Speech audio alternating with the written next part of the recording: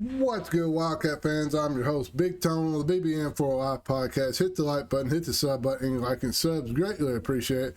And let's hop in today's video as we talk about Malachi Moreno is back for the University of Kentucky and Mark Pope and what this means for the University of Kentucky. And we're going to go ahead and start off by talking about the NBA scouts, what they seen, and why Malachi Moreno actually came back. And this is all great stuff for BBN and Wildcat fans. Malachi Moreno was projected to be around that 22nd to early second round pick.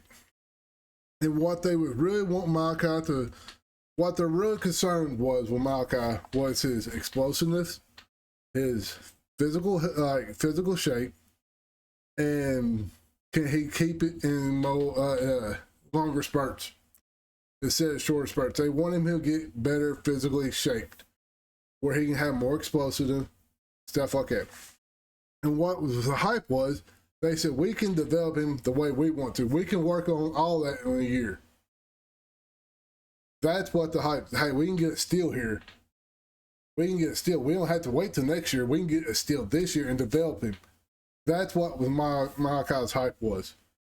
So, with that being said, Mark Pope called and pretty much asked where he stood with the NBA in Kentucky. Pretty much asked where Kentucky stood. He said, hey, I'm going to give you a little bit more money. We're going to renegotiate your contract.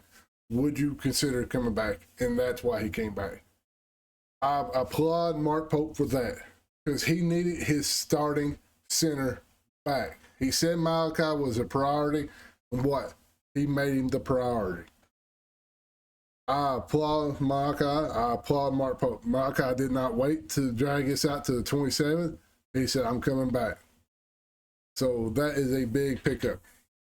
So when we talk about Mark Pope, when we talk about Malachi Moreno, he averaged 7.8 points per game. He averaged 6.3 rebounds per game, 1.8 assists per game, 1.5 blocks per game. That's good, elite big man. All doing it with 22 minutes, about 22 and a half minutes per game. So with that being said, if sorry about that, still got my allergies, y'all. But with that being said, all this going and combining, if he could get his minutes up, get in shape and get his more explosive, this is what I'm projecting for Malachi Moreno this season. If he can get to that 10 to 14 points a game, get to like 8 to 11 rebounds per game, and say 2.5, 3 assists, maybe 2 blocks, or even stay around the same kind of block, that would be elite. That's a top 10 pick in the NBA. Especially if he learns to shoot that 3-point shot. If you go by and look at his highlights when he was working out for the NBA, he was shooting threes. If he could get to, say, a 30 to 35% 3-point shooter, somebody who you got to come out and guard him, because if he's open, he's going to hit. He don't have to have a high volume, but he needs the presence. Hey, I can shoot this if you're not out here. You get what I'm saying? He don't have to attempt 4 or 5 threes a game. He needs that presence where he can, hey, if you're going to leave me open, I'm going to knock it down. That's what he needs. And for him to be a 70% 3-point shooter, you take half of that off, that's around 35% from 3. That is elite. But y'all let me know what y'all think about Malachi Moreno coming back in the comments. Well, let's go ahead and talk about Movanovic. Movanovic, and I'm going to give my quick opinion on Movanovic. I heard he's probably going to come back to Kentucky. Come back from Kentucky. I heard he's going to come back in college. We're going to go ahead and talk about this real quick. Right now, you got 3 schools. They say Kentucky's in the lead slightly. You got St. John's, and then you got Louisville is the top 3 schools. And I think it's in that order. Kentucky, St. John's, Louisville.